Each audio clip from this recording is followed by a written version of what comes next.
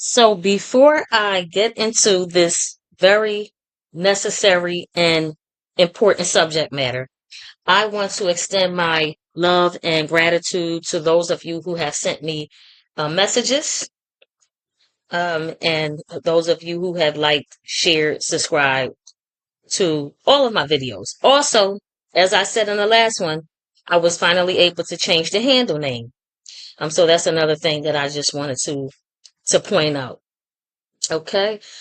So I would like to share my thoughts with you all on the matriarchal figure and how she can build and destroy current and future generations of people. Very important. And so, partly inspired by Tyler Perry's movie, Divorce in the Black. I know many of you have already watched that movie. I'm not going to get into it, but this video was partly inspired by that movie, and even more so by a classic throwback song called Better Days, a masterpiece, in my opinion, by Diane Reeves, right?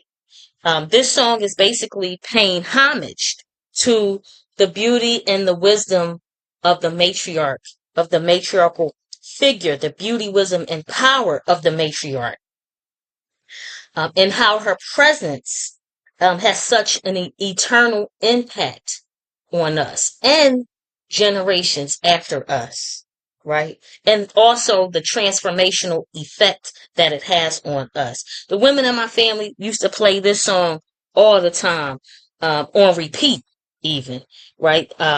That's the first time I heard it because the song came out, you know, way before I was a thought. I think. Anyway, that song got stuck in my brain and in my heart. And now that I'm a mature woman, now that I am a mature woman, a mother, a sister, an authority figure to younger women, that song has more of a visceral effect on me than it did, of course, the first time I heard it when I was a little girl, right? And what I'm going to get into is also based on real life events from dysfunctional family units that I have personally witnessed and witnessing firsthand the short and long term effects that trauma, addiction, and abuse in various forms have had on families, right? So I'm speaking on all of that, on what I have witnessed firsthand as an observer, right? So what is a matriarch, right? We know that the matriarch is the head of the family unit.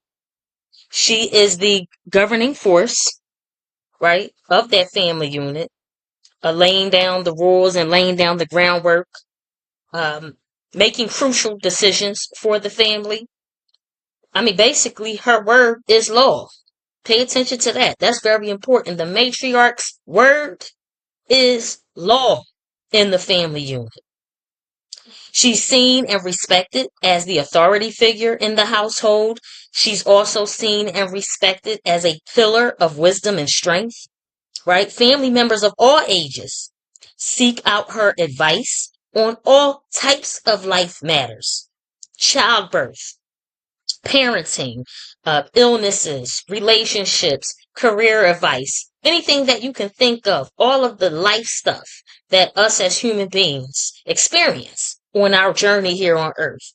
We tend to seek the advice of the matriarch in the family. She is also, as a woman who is also an authority figure, she teaches and imparts her knowledge and wisdom that she has gained throughout her life, right, to the younger women in the family so that they can also pass along that knowledge, wisdom, and understanding to their daughters and their sons.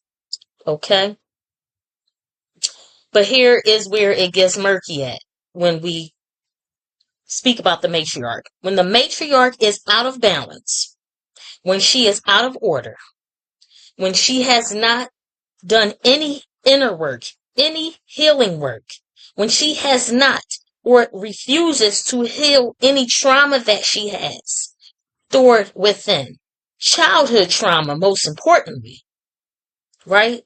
A lot of people have to start there, childhood trauma. When she has not resolved any mental and emotional trouble spots, anything that's afflicting her mental and emotional health, that are plaguing her, or at least learn how to cope and manage these trouble spots and these afflictions and trauma within herself. When she refuses to do that or has not done so, she will become an overbearing, conniving, self-serving, domineering tyrant who misuses and abuses her power, and who uses manipulation tactics and abusive tactics to control the family members who she considers beneath her, because again, she is the authority figure and the governing force in the family unit.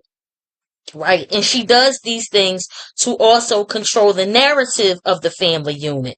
Everything she does is self-serving. And let me just say this. Being self-serving is not a bad thing. There's nothing wrong with doing that. As mothers, you have to put yourself before everyone, including your children, because if you are not okay mentally, emotionally, and spiritually, you cannot give your children, your husband, and whoever else that you love and that you have chosen to nurture and care for, you cannot give your 100% to those people. So you have to be self-serving.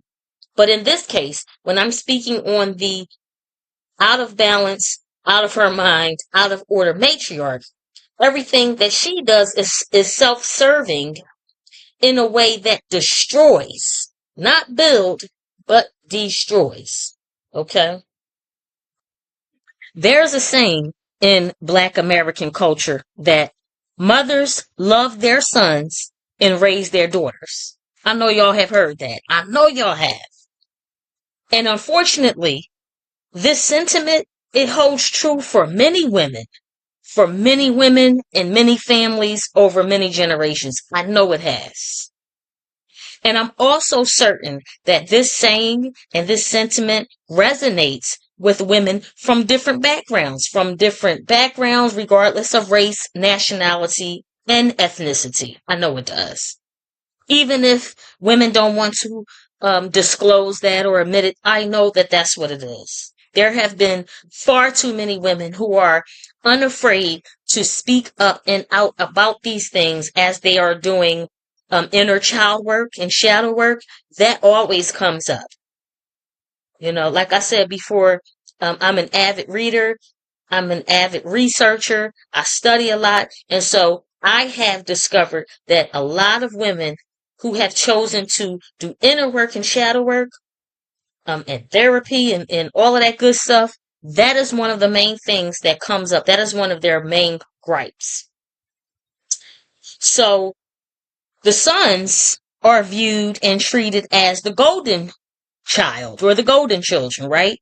Not much is expected of them. They don't have to lift a finger in the house, while the daughters are expected to do all of the housework and chores under the mother's guise, under the matriarch's guise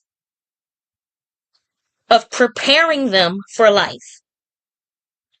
That is usually the matriarch's reasoning for giving the daughter a heavier load and more responsibility. Again, the saying, mothers in the Black American culture love their sons and raise their daughters, right? So that's where that comes in at.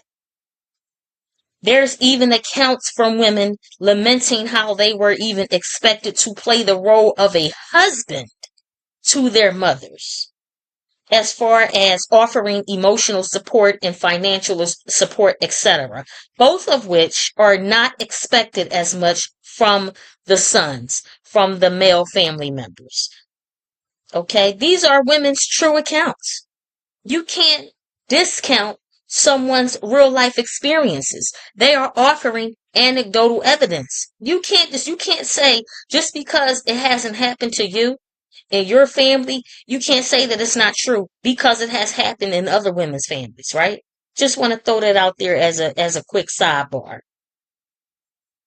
So that's just one layer to the imbalanced, mentally ill matriarch. Yes, mentally ill.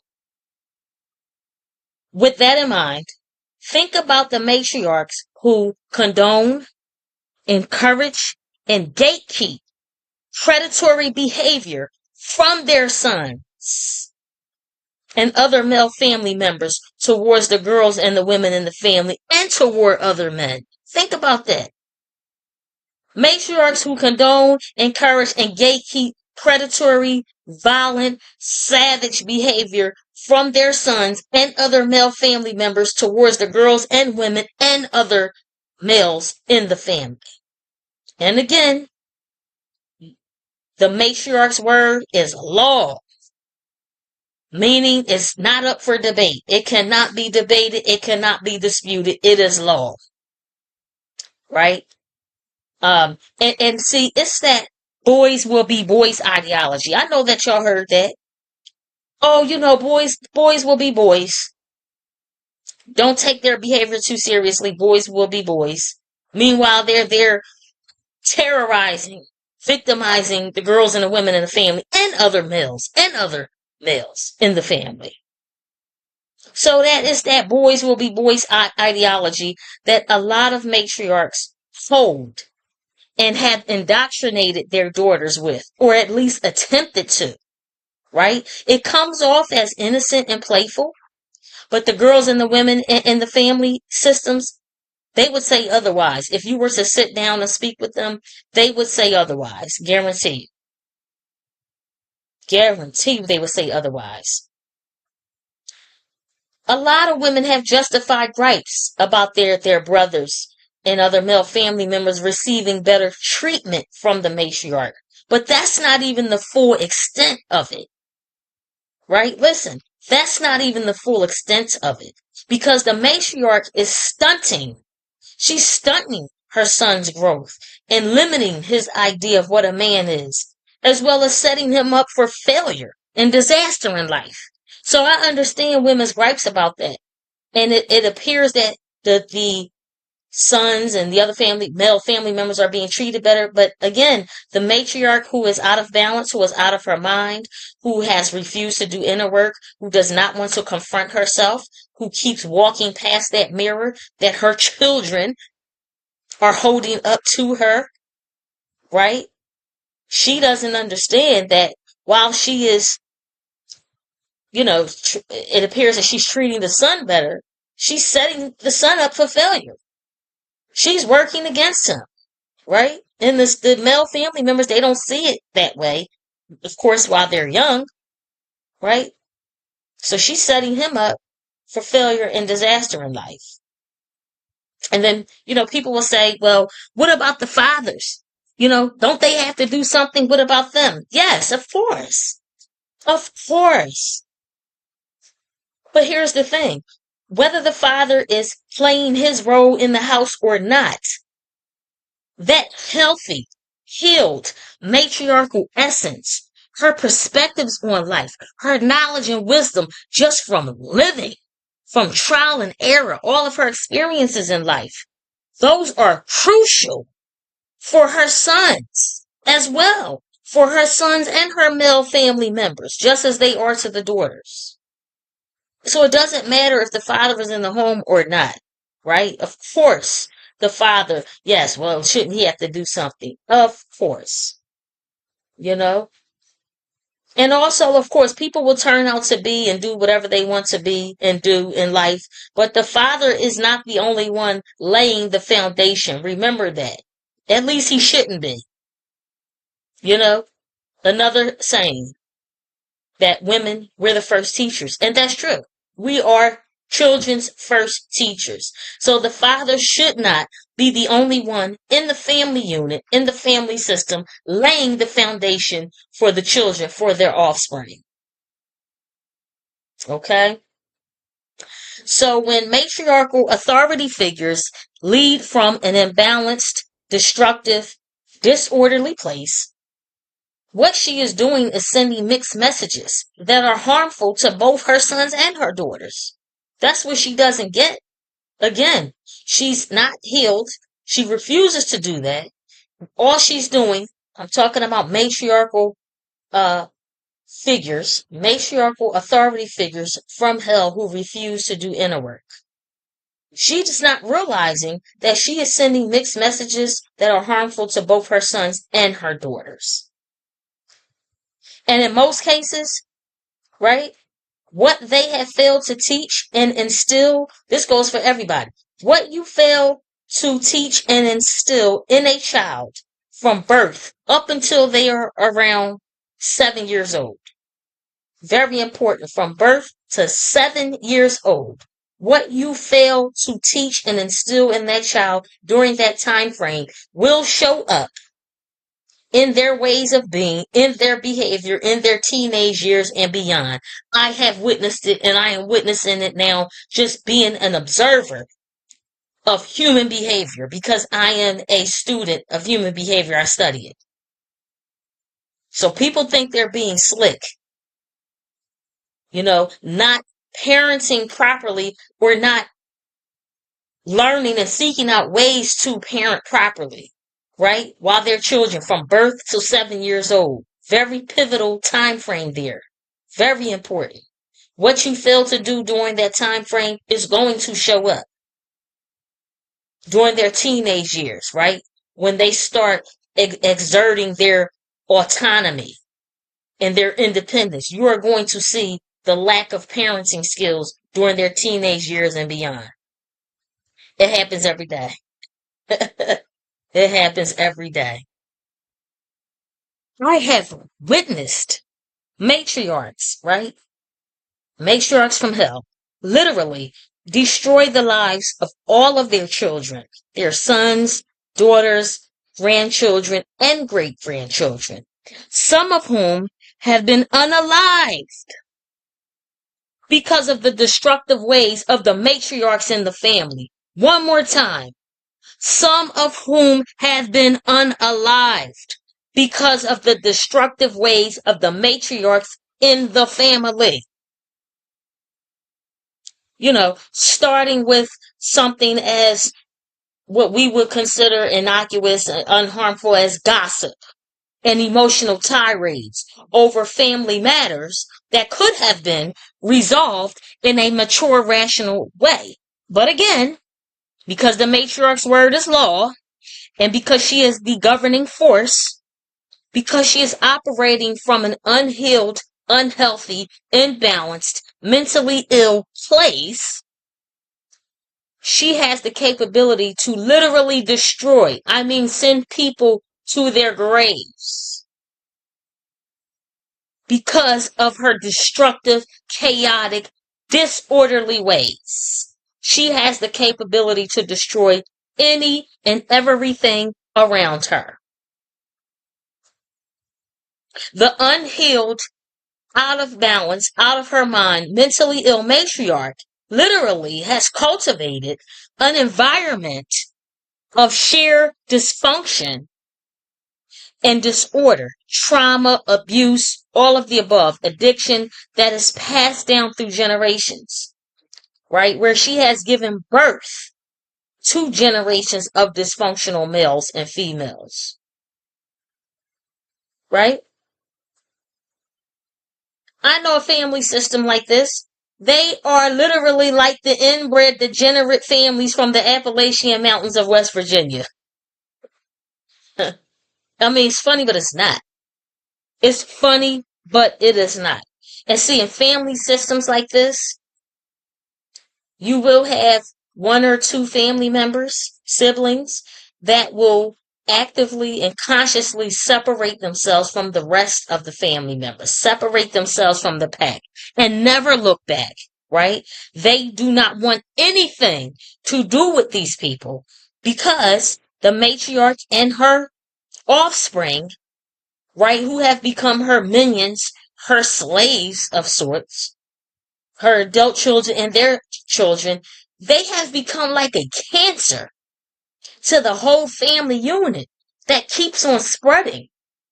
So it's no wonder why these other adult children, like I said, maybe just one or two, who have decided to separate themselves, completely detach completely remove themselves from this dysfunctional family system for their well-being. It's no wonder, and I can understand why, right? So I'm going to end it here. We're going to make this a part one, people, my people. We're going to make this a part 1%. I'm going to continue this conversation in another video because this is important. And in the other video, we're going to continue with the effects that this dysfunctional, unhealed, traumatized matriarchal figure, the effects that she has on the children, the aftermath. So the second video on this will be the aftermath, okay? So stay tuned. Don't forget, please like the video so that we can keep this in the algorithm. Like the video, comment, share, and subscribe. Peace.